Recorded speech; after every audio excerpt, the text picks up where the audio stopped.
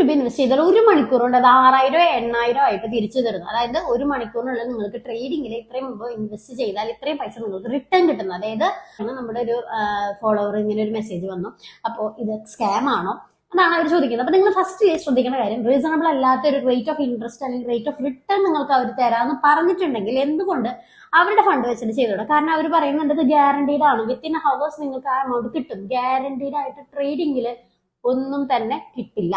അതായത് 100% success rate ഉള്ള strategy പോലും അല്ലെങ്കിൽ അത്രയും 100% ഗ്യാരണ്ടീഡ് ആയിട്ട് റിട്ടേൺ തരാമെന്ന് പറയുന്നത് ഒരിക്കലും ട്രേഡിംഗിൽ നടക്കുന്ന കാര്യമല്ല.